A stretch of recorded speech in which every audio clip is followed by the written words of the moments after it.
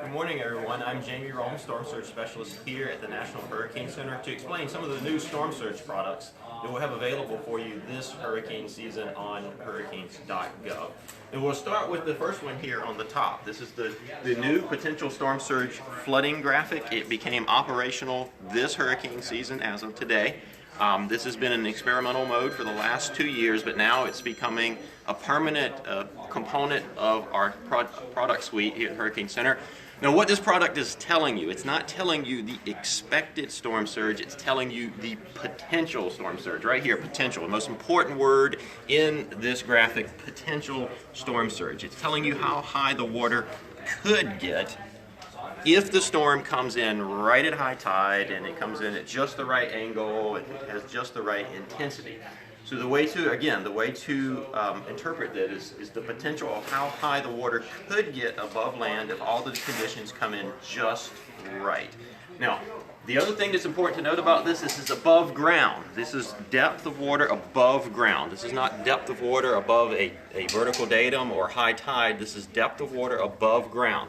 And then it is broken down here by color, with warmer colors indicating progressively deeper or higher water above ground, starting with the blue. This is 1 to 3 feet above ground. Then you go to the yellow, which is 3 to 6, orange 6 to 9, and 9 or the red here is greater than 9 feet above ground. So that's how you interpret it. There's a couple of new things we've added to this based off comments we received from our customers. 2 things here. This gray block here is the intertidal zone or estuarine wetland, or in layman's terms, that is the area that is normally wet under high tide, meaning this gray area is the areas that are routinely wet by normal high tide, or this is areas where people don't normally live, or at least we hope they don't live.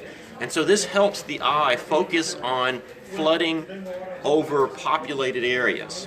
In the old graphic before this would have colors on it which would be very distracting and miscommunicate the risk. In the new one, you have the option of either turning that off or on. So on the website, you can turn that off or on. The other thing we want to talk about here is levied areas. Right here, the levied areas. It is impossible to predict overtopping of levees or levee failure. So in this case, we have to refer to local officials or local emergency managers regarding the flood risk inside levees. Now, a second product, which does convey the risk inside levees is the storm surge watch and warning. So you're all familiar with hurricane watches or warning. It's been around for decades. But we're in the final stretch of developing a new storm surge watch warning. So it would be a warning specifically for storm surge. Now this product can, in the event of levee failure or levee overtopping, it can communicate risk inside the levee protected area. So this is your product for communicating or receiving information about flood risk inside the levied area. This one is not. The potential storm surge flooding graphic will not convey risk inside the levee.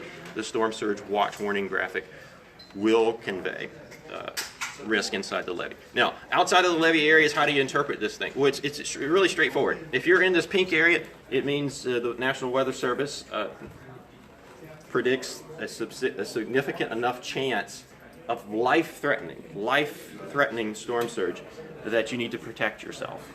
It doesn't have depths in it. That the potential storm surge flooding graphic has depths in it. This is either yes or no. You're either in a warning or you're not in a warning. So the way to look at this, if you're in this pink area, you have a significant enough chance of life-threatening conditions that you need to do something to protect yourself.